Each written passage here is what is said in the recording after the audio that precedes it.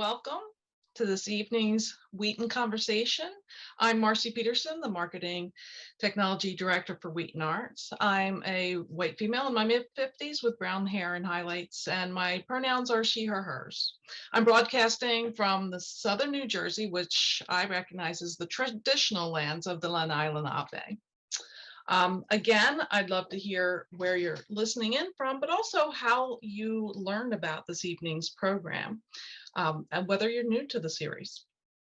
Now, live transcripts should be turned on, so if you see a little CC at the bottom of your screen or in your settings for Zoom, you can click those to watch as well as listen. There's two places for you to write in. One is the chat and the other is the Q&A. If you would like to ask questions of our speakers this evening, then you will please click on the Q&A. Chat feature, I will be placing links in there, and you can, if you have any technical problems, then you can ask me questions there. And as well, if something happens and you go out, don't be worried, you can come right back in. And WheatonArts wishes to thank our program sponsors, PNC Arts Alive and the Art Alliance for Contemporary Glass, for their support in this programming. And we also would like to invite you to support this program and WheatonArts through memberships, donations, and through the store shop.wheatonarts.org. I will be placing a link in the chat so that you can sign up for upcoming Wheaton conversations. And at this time, I'd like to introduce my coworker and your moderator, Dr. Iveta Pirgova. Iveta is the director of the Department of Folk Life and Cultural Studies at WheatonArts. She'll moderate your questions. This is a webinar, so she will speak for you. And you'll place those questions in the Q&A window. In the middle and at the end of the presentation, she's going to share those questions with our guest. Please make this an interactive evening and think of questions as you go along. Again, I'm introducing Iveta, and it's over to you now, Iveta. Thank you, Marcy. I do hope that people will ask questions and comment on this. I'm going to read them to Gustavo so we can have a real conversation tonight about this interesting topic. It is such a great pleasure for me to introduce Gustavo Boada, who is our guest tonight. Gustavo is best known as a mask and puppets maker with over 30 years of experience with traditional masks and professional theatrical performances in Peru, Chile, Puerto Rico, and the USA. He creates traditional masks needed for Peruvian mask dances and ceremonial activities. He also creates masks and puppets for theatrical and storytelling performances, as well as designs performative structures and theatrical sets. Gustavo has done extensive anthropological research on masks in the traditional dances of Peru, covering the central and south Andean regions. He focused on both their symbolism in ritual context, as well as their presentation in theatrical context. Gustavo is also a teaching artist. He offers mask making workshops, mask performances, lecture demonstrations, and I'll reveal one secret tonight for everyone. Gustavo will be creating a special mask installation for our festival on May 7. Welcome, Gustavo. I'm really happy we're together with you tonight, so I'll turn it over to you at this point. Thank you, Iveta. Good afternoon, fellows. And here we're going to talk about the mask. It's our subject and what a mask means for us. In Peru, a mask is a very important object to tell stories, to tell our stories and continue the traditions. Peru is a country in the center of South America. it was a very long history.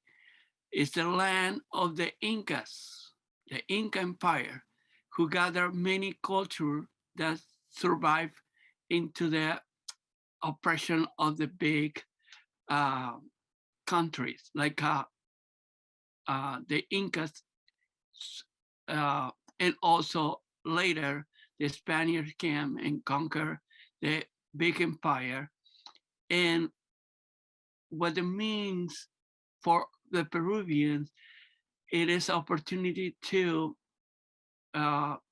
continue the tradition under very hard circumstances, and to continue the tradition of the ancestor was a hard time after the power of the Spaniards. So Peru is a very diverse country. They have many regions, and all of those regions have their own particular beliefs, culture, and traditions. How they survive, it was by syncretism. A syncretism is the way how the oppressors try to put in hiding or cover with the layer of the oppressor's culture, so that in that way they can survive. The theater was one of the main ways that Peruvians survive. I want to show you first a little bit what those traditions are still alive.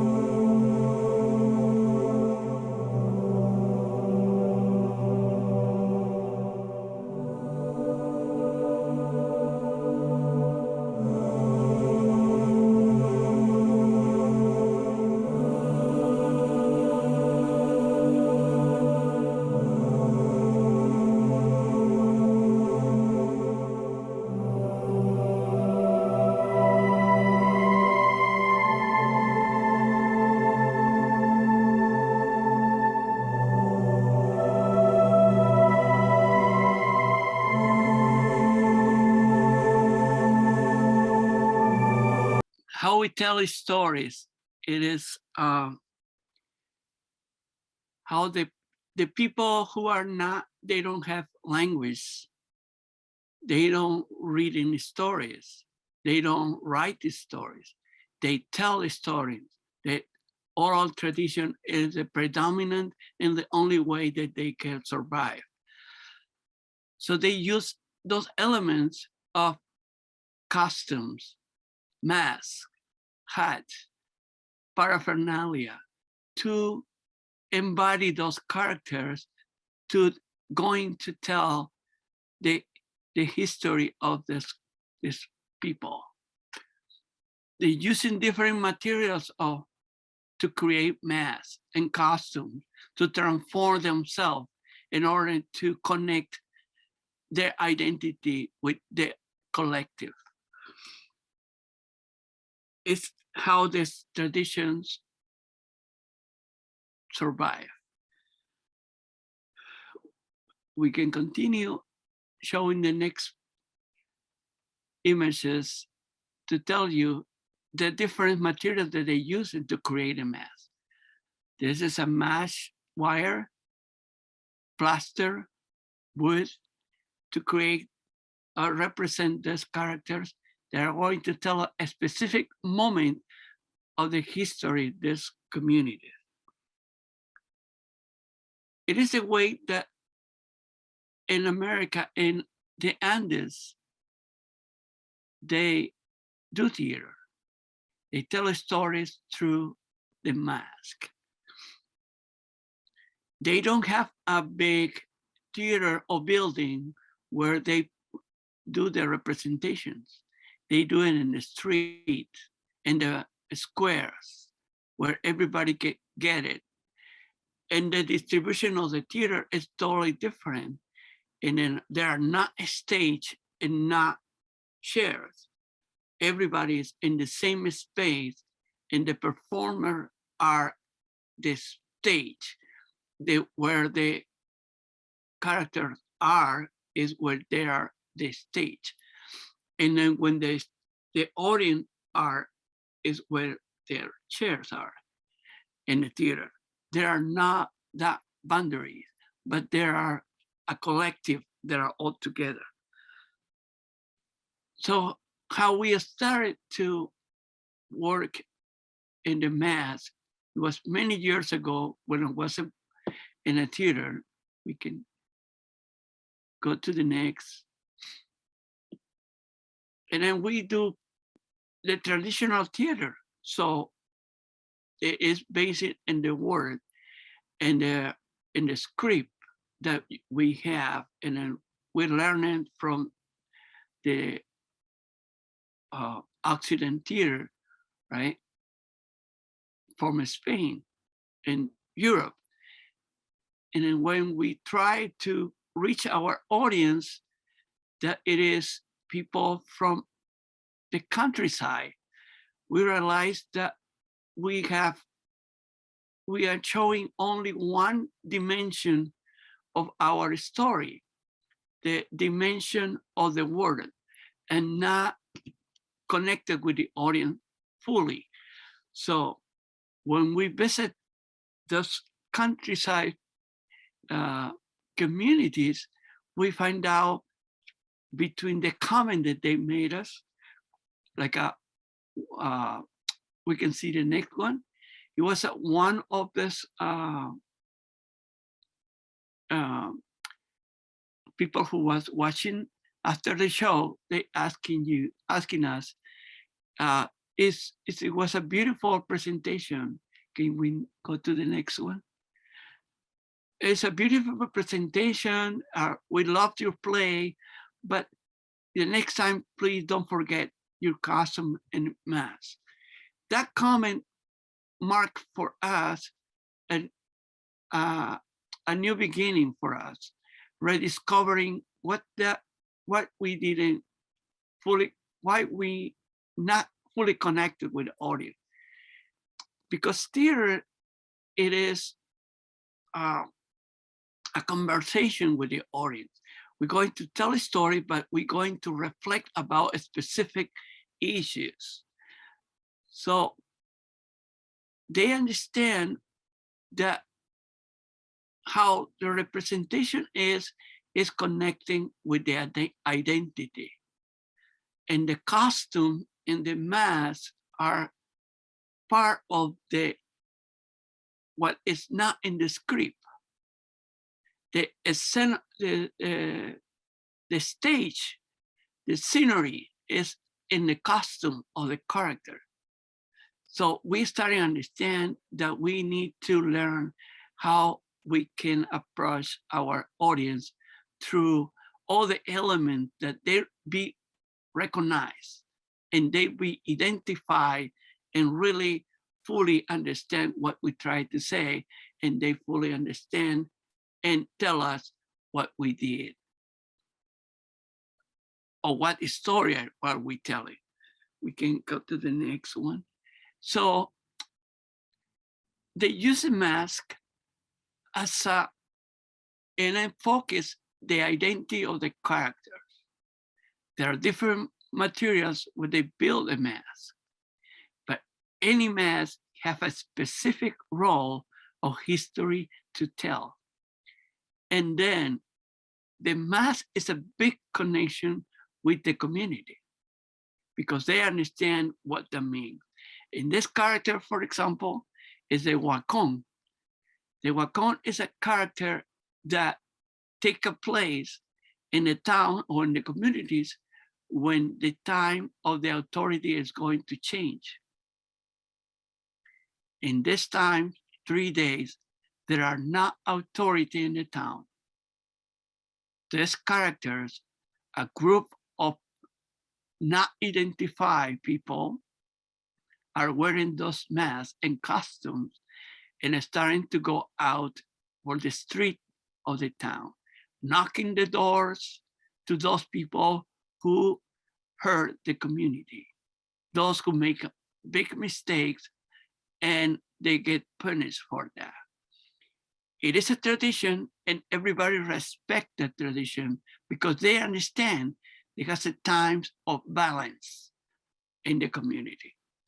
We can go to the next one.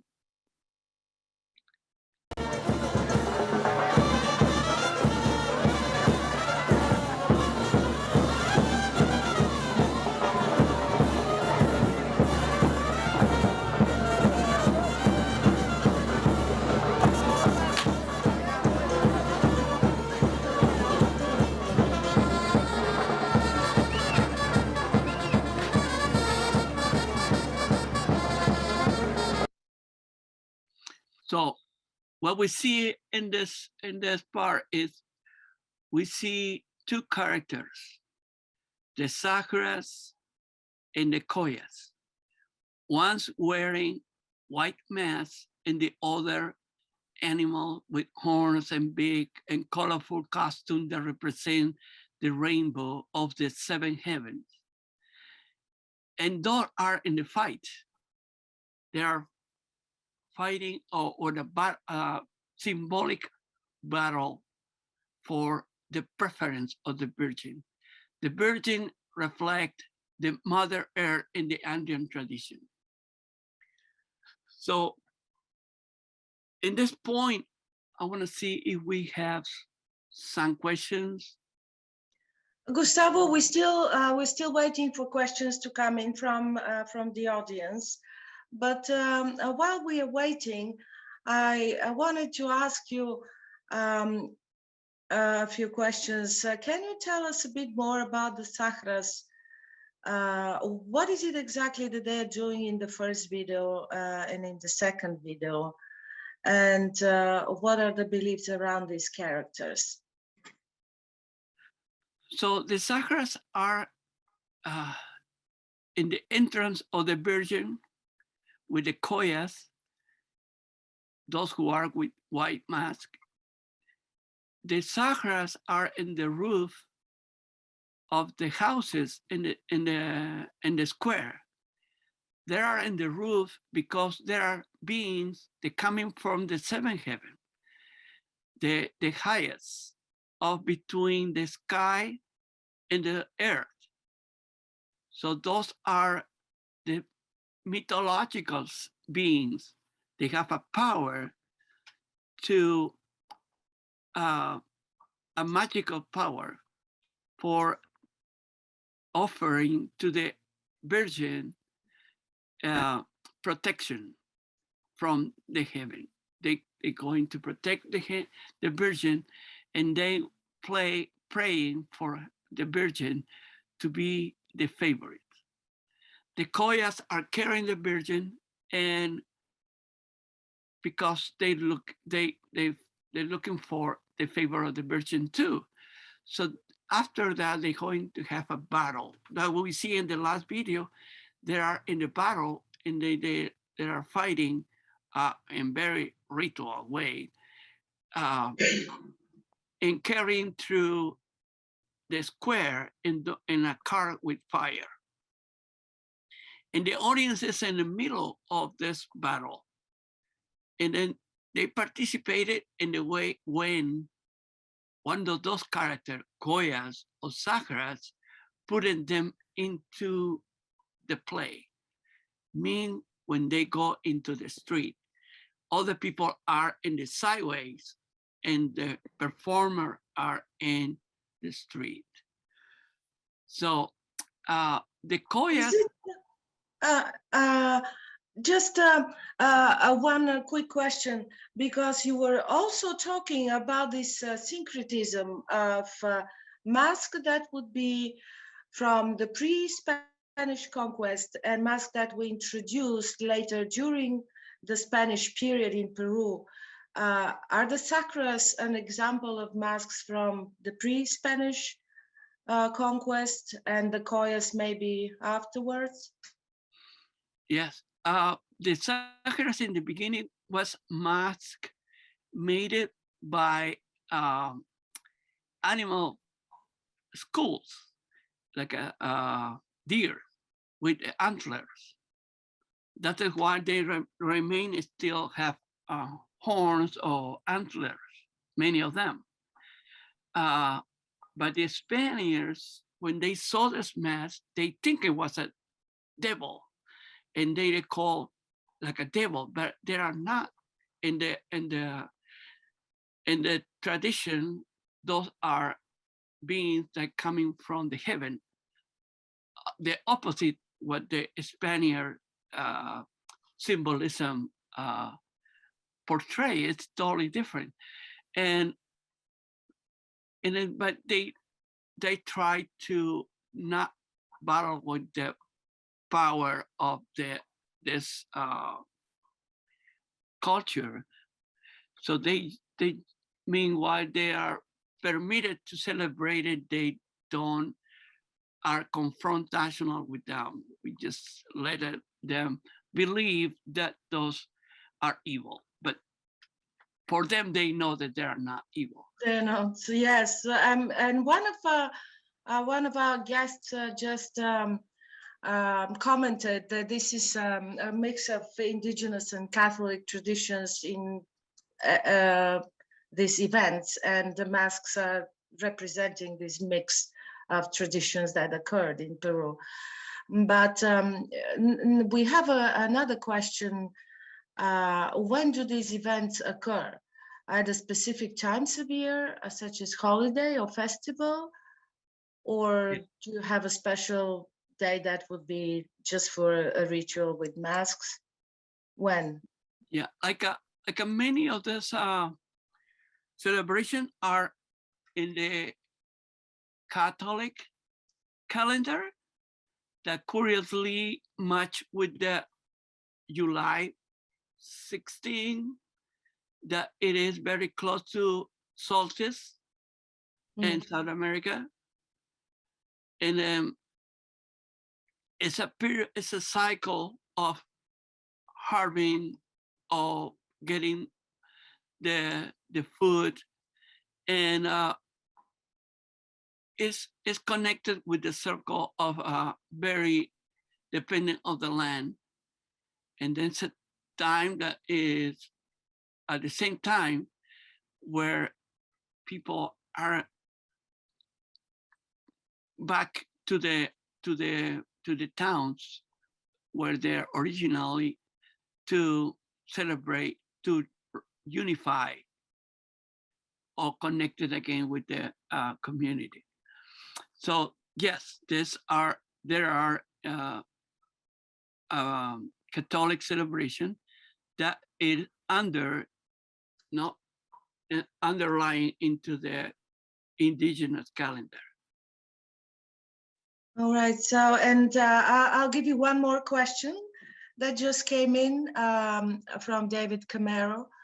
Mr. Gustavo, can you please tell us about the ritual that you mentioned about the 7 rings, maybe the 7 heavens that you were talking about?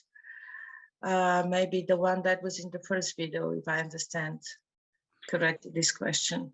Yeah, in Pacartambo, this happening specifically in Pacartambo. Pacartambo is a town, is near to Cusco, the capital of the Inca Empire. So there a place they call Tres Cruces. It is a unique place where the mountains are so high, and in the morning, in the sunrise, you can see all the colors of the light, the rainbow, in this specific place. And they are saying that it is a place where the Saharas come from. That is why the color of the costumes are made with those colors in this place they call Tres Cruces. And I think it is the question, what is the Saharas come from there? And I think that was the question about, right? Yeah, we can continue with the questions at the end of your presentation. Okay. So we're going to talk a little bit what is that.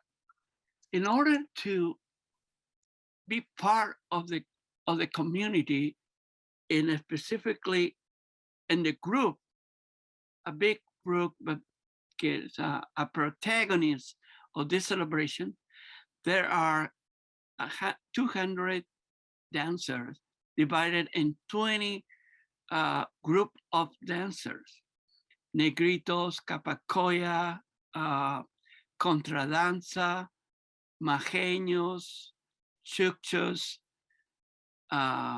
Saharas, many more. And then everyone have a code or codes that they follow. There was a rules, how to you become a part of this community, this group. And part of that is you guys give up your personal identity to become an identity that is in part of this big celebration of this community. So you need to behave, you need to commitment with different things, make your own costume, taking care of everything, and that it is connected with a ritual. Even do the baptism, that is you get punished or whip for the captain of the group. So there's a little ritual individual in this little community is part of you transform yourself into an element that's going to be part of the celebration. We can see the next one.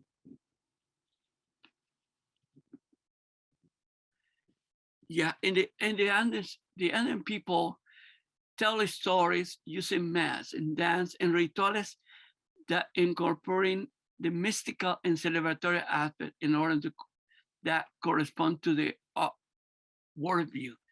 What it means is the characters in this picture, for example, are Huatrilas. Huatrilas, and the one is in the right side with a red scarf is a Chonguino. This dance is in other regions of Peru. This is in central Peru and Huancayo specifically. Huatrilas are the peasants, the servant of the land, those who are in the low scale of the production. They don't have land, they are servant, they're working for the landowner who have a brown beard and hair and red scarf. It is a Chonguino. So the celebration is used to for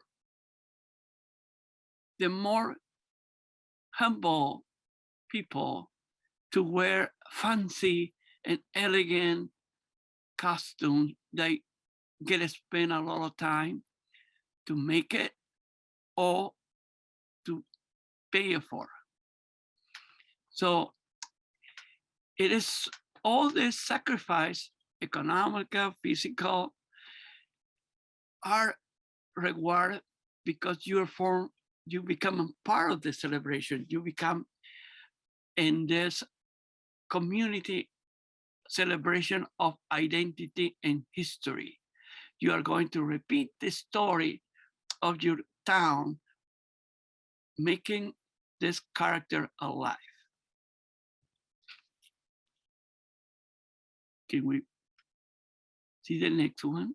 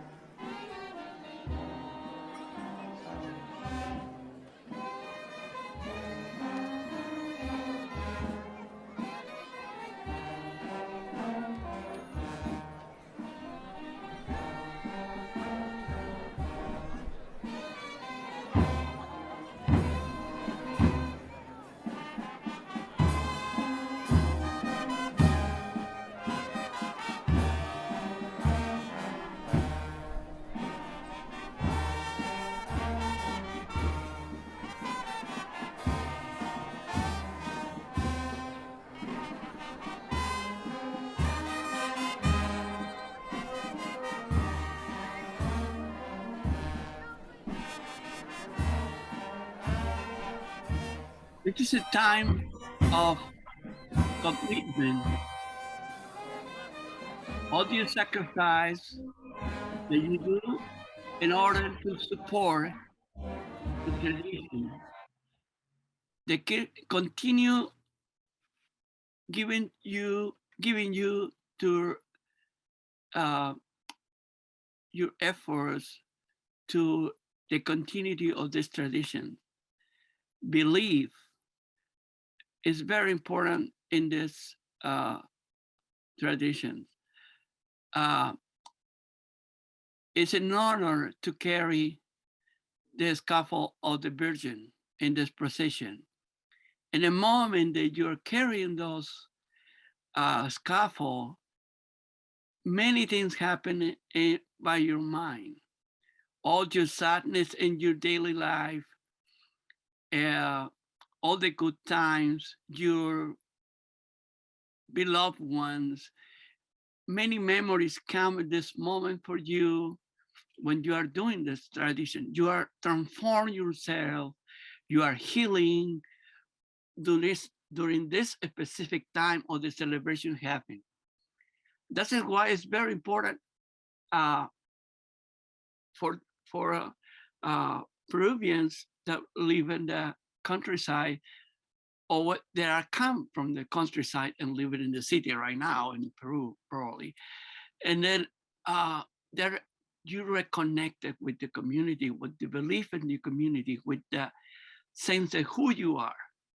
So what that makes it is very important is there is a moment that you transform yourself, you heal yourself, you renew yourself, you have renewed your hope, and you reconnected with your memories, with your family, with your ancestors, and with your community. So, the mask have that power. The mask is what condensed as an object are going to help you reconnect with those feelings, the who you are, where you come from, and what your commitment is and your beliefs.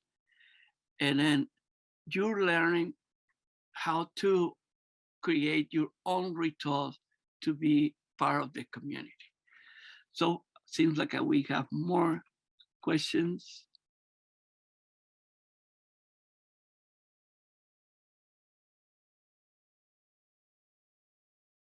Okay, keep going to the next one.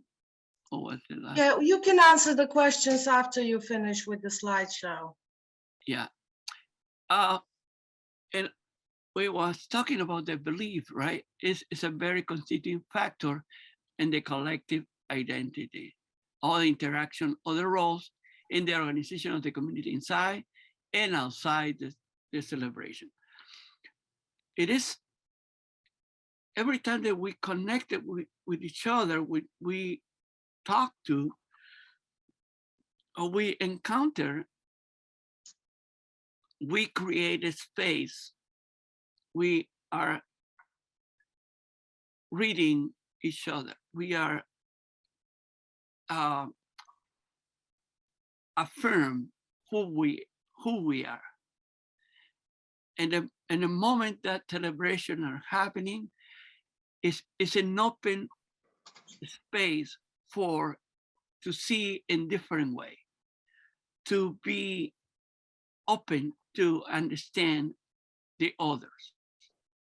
So and accept the the the convention of what it is and what is the rule that we have to, or the role that we have to play in this moment of transformation.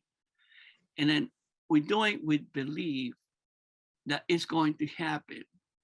And when you said you believe, it's a very powerful tool to transform uh, and connect with your community.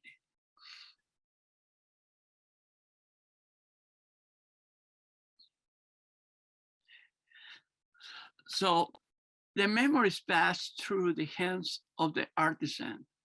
The mask is a book of living memory that who we are. It is absolutely true. Many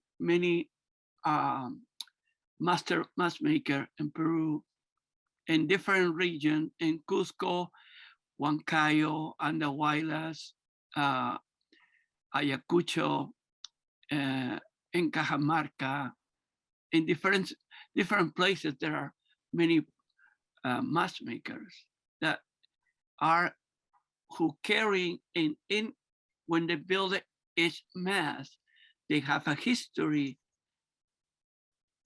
that goes through the hands of them to the mask. So that is why the role of the mask maker in the celebration.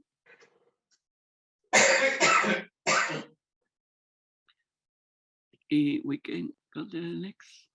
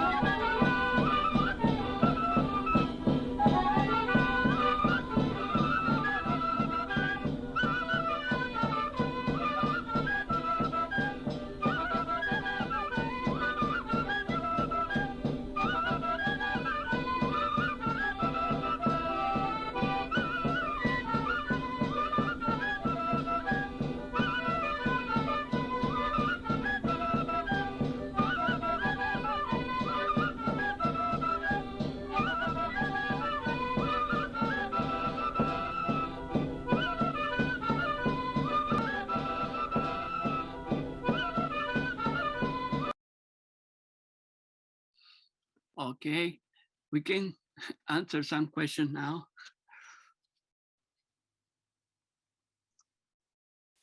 So there are several questions that came in. I will read them to you the way they came in.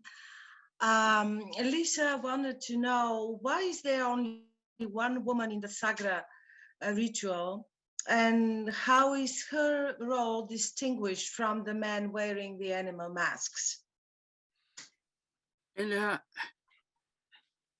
as the world is changing, everything is changed too in the traditions. And the Sakura, there are a character who is playing the Imija or China Sakura. It was one man wearing a female mask. But in what I hear last couple of times, it is now a women can play any group of dancers, specifically if they can do like any other dancer in the group they can do, and commitment to do what the group is doing it. So there are not discrimination about it now. And one of those part is because the community is guided by not necessarily for the Spanish tradition too. So, and there are indigenous traditions that are mixed with with the uh, with the Catholic belief, with the indigenous belief. Yeah, so this woman, even if it is a female character performed by a man, what is the role of the female character in the ritual? The imilla is a representation of the women, and there are some of them are wearing a black face. They are covered with black because they don't have revealed the identity. The secrets of that face are protected to be stolen from the sagras. How does there's a symbolism in that. The Virgin Mary represent the motherland, the Mama Pacha, or the Pachamama. And the imilla is the human representation of Pachamama or Virgin Mary. So it is a spiritual conception of the Virgin and the Mama Pacha, and the human representation is the imilla. That's why I see. I see. Very, very interesting. Thank you, Gustavo. So there are a few more questions for you. Anthony is asking, are there different types of mask construction, wire mesh, paper mache, carved wood, that are particular to specific regions of the country? And if they are, what areas? Yeah. And Cusco and mostly the south, they're using a lot of plaster with paper mache. And central, they use a wooden and wire mesh because they have a mold that they can make it like they can very easy to see through. That is the reason the material are preferred for. And any community adopted from because that's how traditional they do that. And Mito and Huancayo, in a specific town, they have the wood that they make the mask with that wood. So they are not changing. And then they have to do with the clothes to as a source to make a mask, or the material are chosen by the nature, or but they can find it to do it. All right. So there are a few more questions that came in the chat. How are the people selected to carry the coffin during the procession that you showed us? And also, can anyone participate in the parade, or are the people also selected? In Cusco Paucartambo, in the celebration, you need to be from Paucartambo. If you are foreign, you cannot do that. Oh. If you are not part of the community, you cannot do that. You cannot go and watch.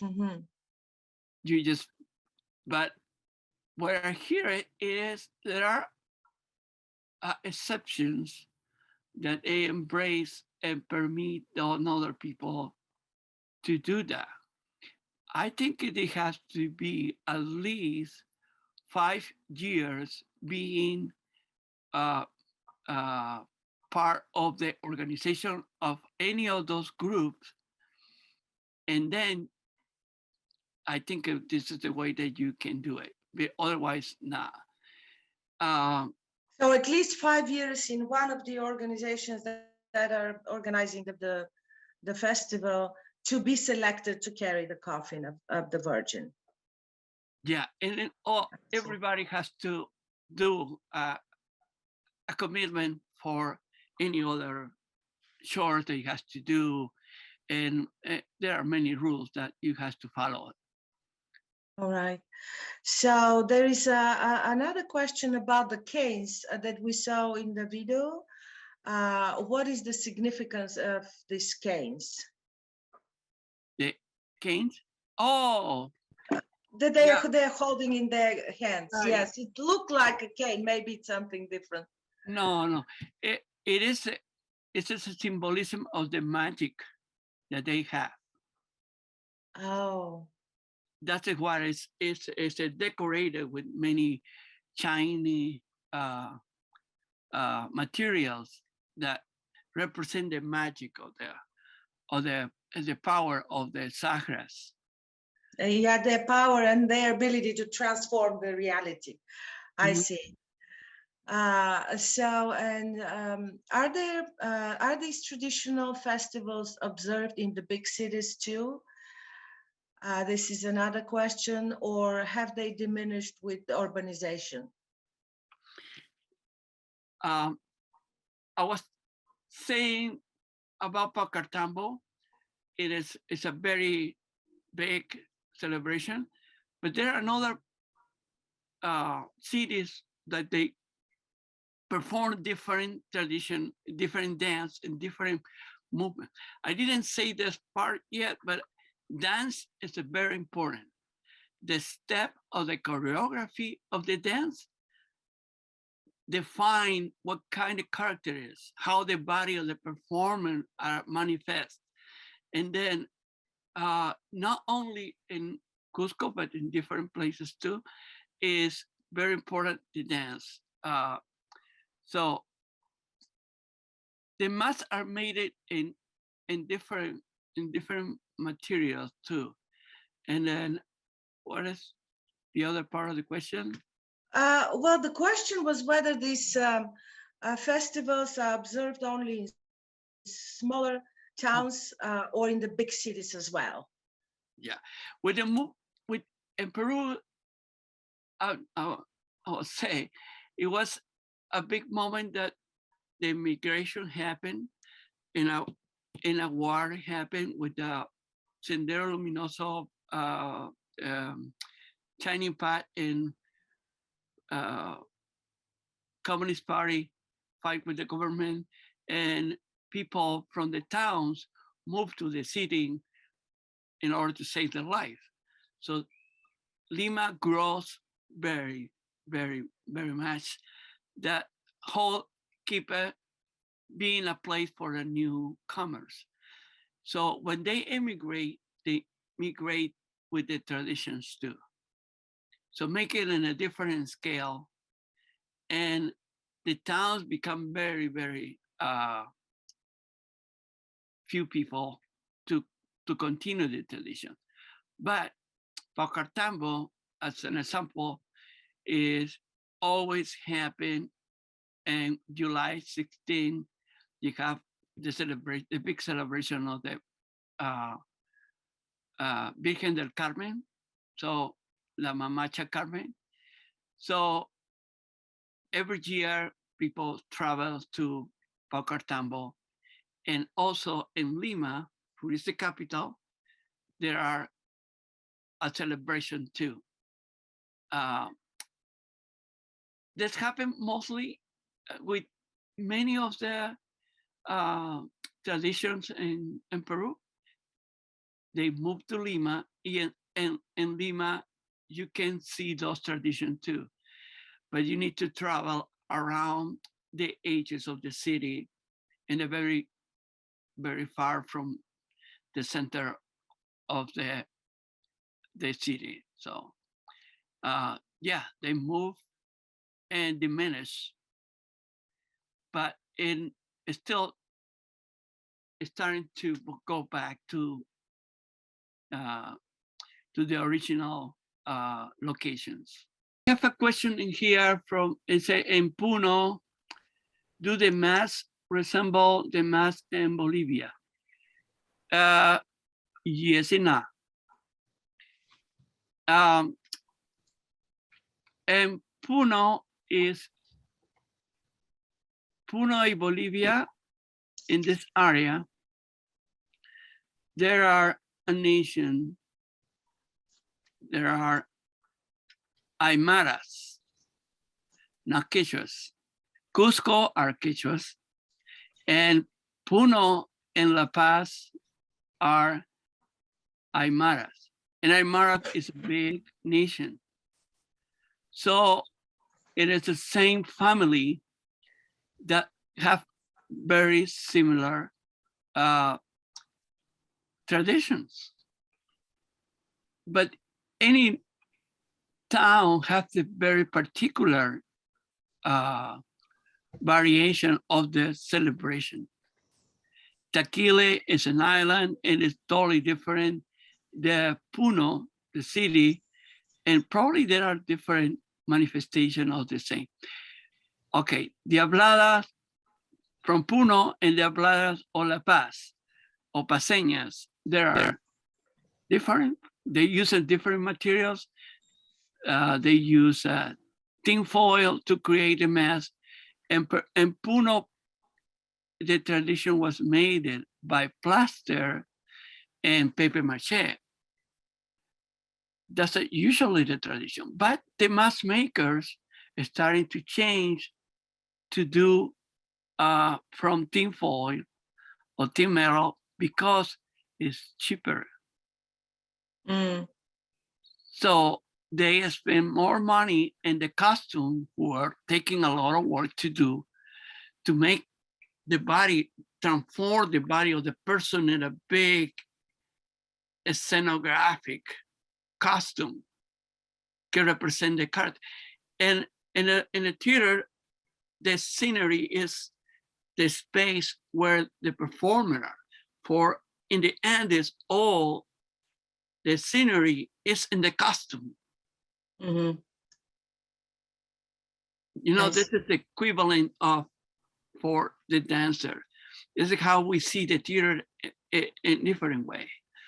So yes, when I say in the beginning, yes and no, they are very similar, but not resemble because they are in the same time. Yes. Marcy, when I was kicked out of the computer, there were a few questions in the Q&A box, but they don't show up on my screen now. It's a new session and just the new questions will come in. Did you answer them? Which one? They're in the Q&A box, but they don't show up on my computer now. About the báculo? Are there different types of mask construction? And then I think you got that in Yeah. Puno. Do any of the, okay, so you got that one. How long do you need to prepare to participate in the events? Days, weeks, months? Were masks used before the European invasion in Peru, or were they introduced by the Spaniards? What are the significance of the animals we went through? I have the last one from Carol. Okay. That's not the previous ones. Okay, so that's all of them. All right. So were masks used before the European invasion of Peru, meaning the Spanish, or were they introduced by the Spaniards? I think that you talked briefly about this in the beginning, saying that there were masks before, but maybe if you can give us examples of masks that were used before the Spanish conquest and then after. Yeah, and a big example was that the first mate wacon in Mito, they wear masks for making for the skin of the alpacas and llamas. They call macho tusuk. Mm-hmm. Or the huatrilas that we saw in the other costumes in Huancayo. They use the skin of the llamas or sheep, and they take the hair and put it in the side and then make the feature of the mask in this area.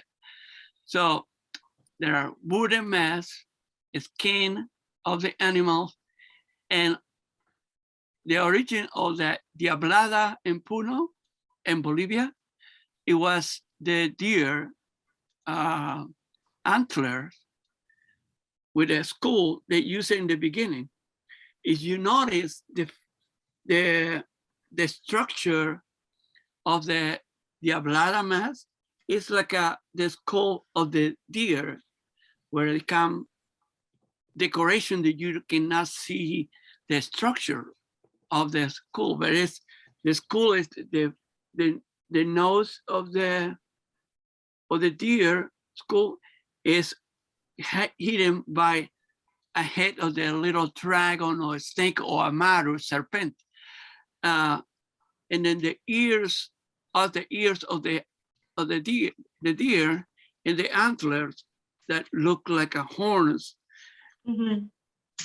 When the Spaniards saw those masks, they say, "Oh, this is the evil," and they call evil dance, but it was a deer dance. And then it is a Hanchanchu, the god that portrayed the mask. The god looked like a deer, but it was a Hanchanchu. Mm-hmm. A Hanchanchu is a character, or not character, a god from the mines that happened in Puno in that time. So, so you're saying that the mask was in existence before, but it had different meaning. And when the Spanish arrived, it changed the meaning of the mask and it became a different character. mm-hmm. I see. Well, David is asking, could they be used to protect themselves from the Spaniards? And that is why they look scary. It looks scary for us. It's the same thing. Still now, when you see something that is not in your eye, you are not familiar with that, you name it in your cosmovision. Yeah, and you adopt it in your own belief and your own vision of the world. Yeah, it still have the influence of what you believe, what you see, what you're familiar with that in your cosmovision about the world. Yes. So, and then we go in with somebody else from other planet. We call them Marciano, whatever, other, and maybe it's not evil, because always when you see, it's always the same. Ignorance, when you don't know, you judge, but from your perspective. Until you learn, and you're getting close and ask more information to judge, make a more fair judging about that experience. But you judge everything what your experience until you learn. Yes. You learn from the other. So what you're familiar with, yes.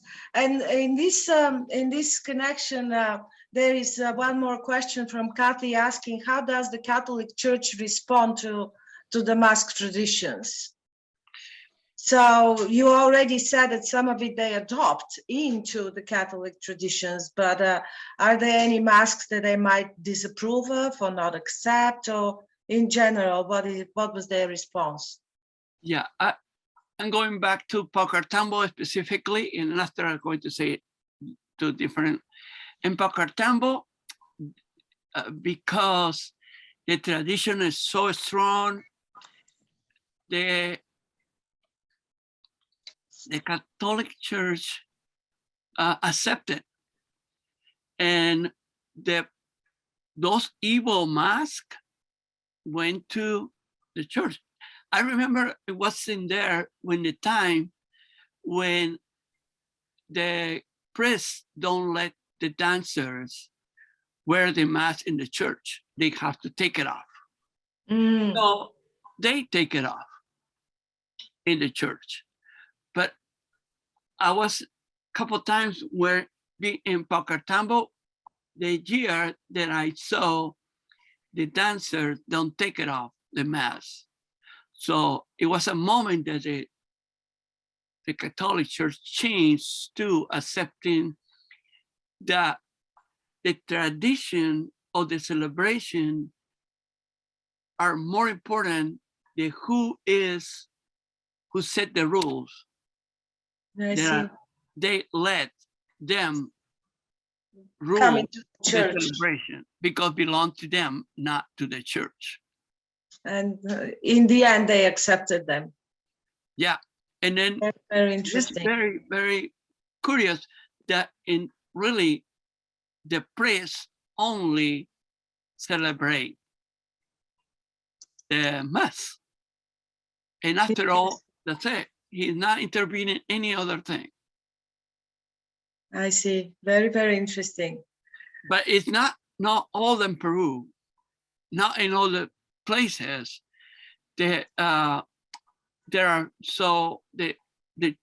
Catholic Church are predominant and set the rule for how to behave in the church all during the celebration. But they become very flexible because they understand the tradition belongs to the community and not to the church. To the church. And the church really is the community, but in that sense too, fighting against a big tradition. They learn to coexist. They learn to coexist together and to respect each other space for beliefs and practices. That is very, very fascinating. I mean, this is such a rich tradition. And I'm so very thankful that we had this conversation today. I think I haven't missed any of the questions. So I would just like to thank you so very much, Gustavo. It was a very, very interesting conversation, and we're looking forward to seeing you in May, and people will come and see how you are creating the mask for the festival. I'll invite people to come and even observe your work prior to May 7, a few days before, if they want to stop by and just, or maybe even help a bit with creating the work. Would be nice. Yes, I hope so. I hope to see many people in person and participating, and we can create a big mess for the celebration over there. And there will be more time for questions during the festival, May 7. Yeah, Yes. of course. Yeah. Everybody will see your masks in person. Mm-hmm. Thank you. I just wanted to let you know, first of all, thank you so much, Gustavo. It's been a pleasure to listen to you and work with you on this presentation.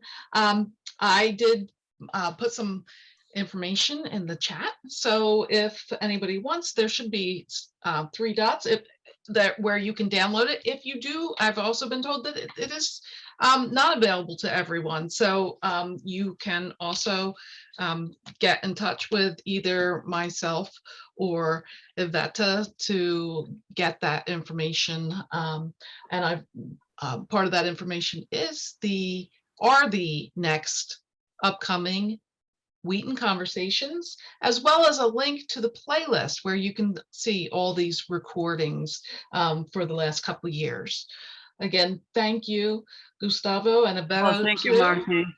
And it's been a pleasure, and I'll wish everyone good night. But I won't stop right away. I'll give you a couple seconds if there's something that you want to copy. Thank you again. Yeah, thank you. Thank you. Thank you, Vera. And good night, all. Good night. Good night. Good night.